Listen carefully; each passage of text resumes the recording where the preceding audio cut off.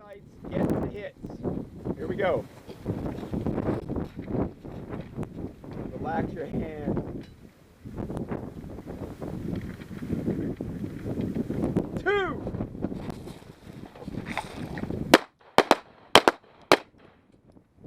Drive back out. Drive back out. Malfunction? Close your eye. What's the matter? Focus on the sight. After reloading, the trigger. So do it, do it. Smooth press. So you had a malfunction. Mental. Yes. You pull the trigger? Yes, I Did did. it go click? Yep. That's a malfunction. Your response to a malfunction is tap and run. Every time. Doesn't matter what you might think or imagine happened to cause it. The learned stimulus is click. The learned response is tap rap. Holy shit. What happened down here? Focus on the tube. Hit your gun. Drive out. Go. Do it. Move forward. Get your sight. Thing. What you do with that? That's your close. Don't. You went right for the gun first, and you. Yeah. Incorporate the gun first. Drive out. Touch the triggers. Incorporate the gun and don't game it. Don't go right for the gun. Touch the trigger. Now.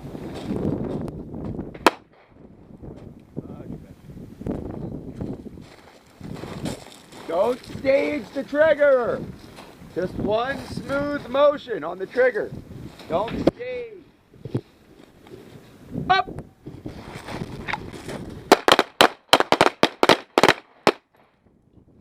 Move on the reload. Keep your eyes up.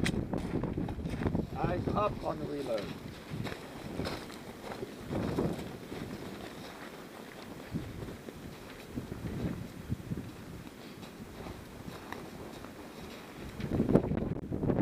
Up.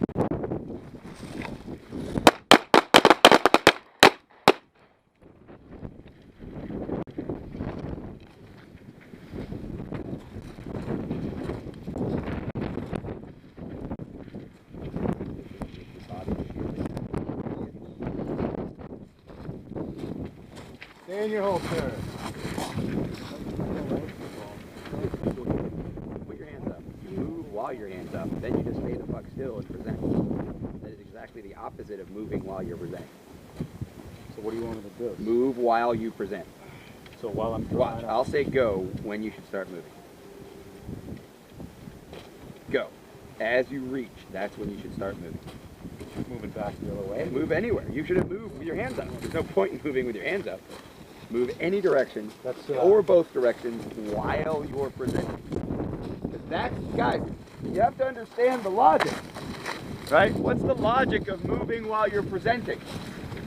You can't shoot bullets out of your eye.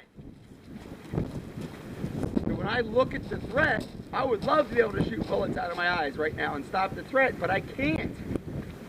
So why stand still and draw my gun and shoot when I can be moving?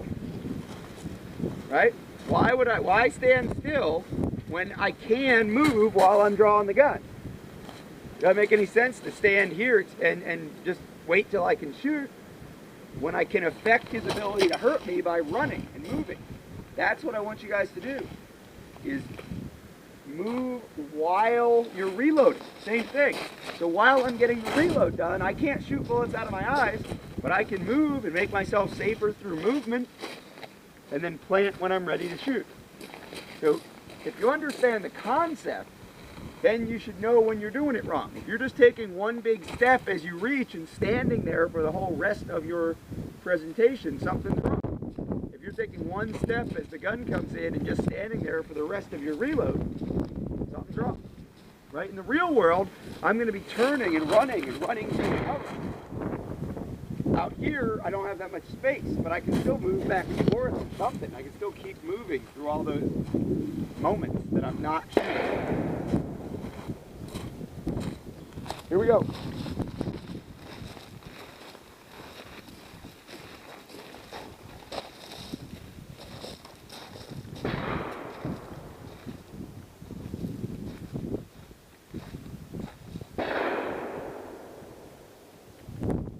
Up.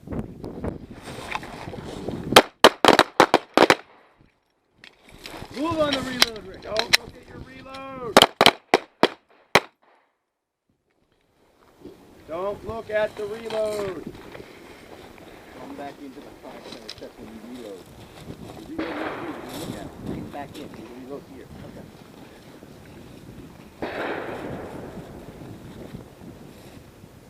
Up!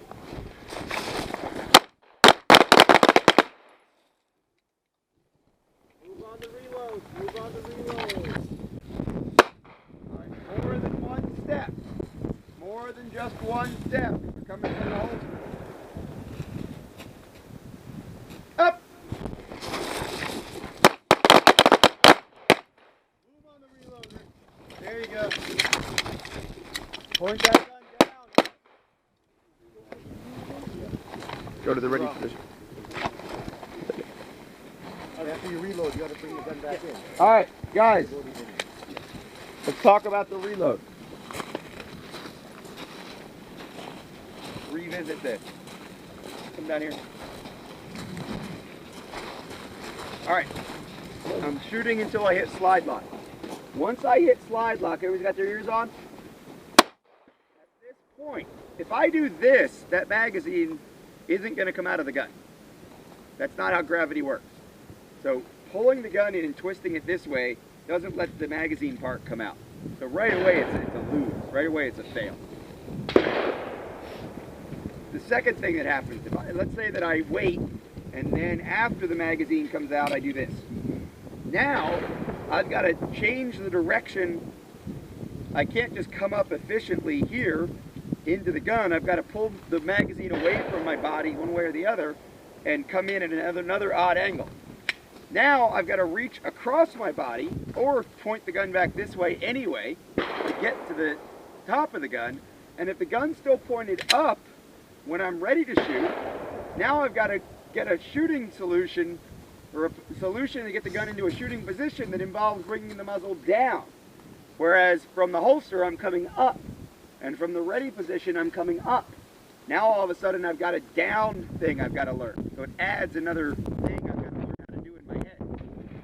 All for the advantage, for no advantage. There's no advantage to having the gun up here. In fact, I'm less strong and less coordinated up here than I am here. If I throw you guys a jar of peanut butter that is the hardest jar of peanut butter you ever had to open, you're not going to try to open it here. You're going to try to open it here. I want you to put together my glasses with a little screwdriver and all that. This is where people do fine motor skills, right? Not up here. So this is your human workspace.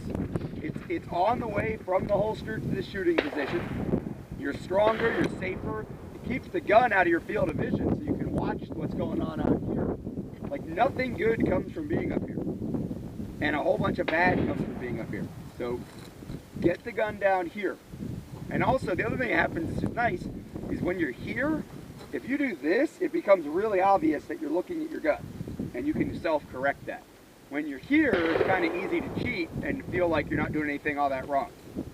Right? Here is much more obvious if you're doing this. Make sense? All right, grab your gun.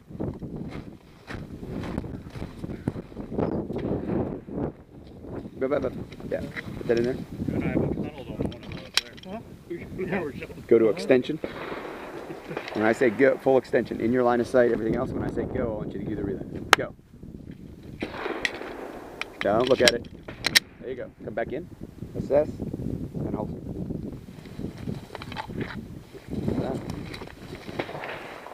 All right. Back on the line.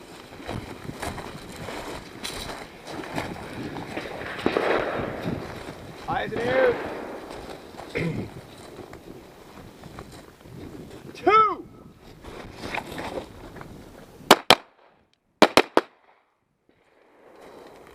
This gap isn't helping you.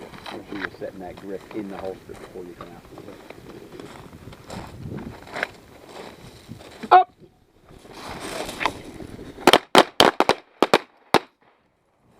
Don't look at it. Move, move, move, move, move, move, move. Lock those arms out. Lock those arms all the way out.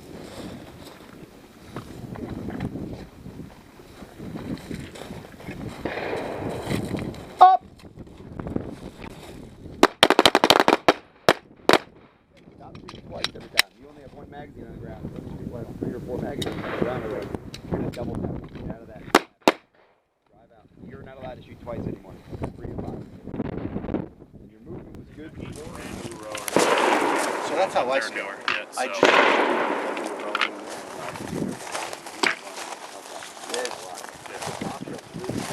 You're off.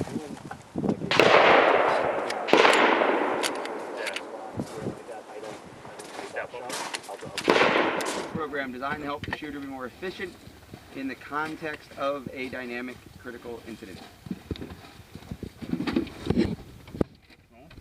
Yes, we said yesterday that I was very concerned not how one of you did compared to somebody else or compared to a timer, compared to some objective standard, but are you better off today than you were yesterday in terms of efficient gun handling, efficient combat accuracy, understanding defensive training methodologies, understanding practical gear considerations, concepts that are involved in the fight? Maybe you understand more about the most likely fight you're going to have to face. Maybe you understand more about your own balance of speed and precision. Maybe you understand more about your ability to run the gun, what you need to work on, what you need to practice. What I care about is, are you at a higher level in any or all of those areas than you were yesterday morning at 8 o'clock? That's the goal of the course. Get you better, you more efficient, you acting more intuitively, all those things. The performance-wise, just in terms of how you handle your guns and your ability to get hits efficiently, I can tell you that from an outside perspective, I would say that all of those, all of you were successful in improving in those areas. You know, internally, how you feel about it and your understanding of it and all the other pieces, the training methodology and the gear recommendations, that I can't look inside your head and tell whether the effects were as dramatic in those areas. But in terms of the shooting areas, I can definitely tell you there was a marked improvement for almost everybody in at least 1 or 2 of those ways. So that's good. The final part of the class is the debrief. Yesterday I gave you 3 options during the debrief. Ask a question, express a concern, or make a comment. Today I will add a 4th option for you, and that 4th option is, if by some miracle all your questions are answered and you can't think of anything to say or criticize about the class, then I will allow you to ask a closely related question. Maybe there's something you thought was going to be covered in the class that we didn't cover. Now's your chance to ask that question.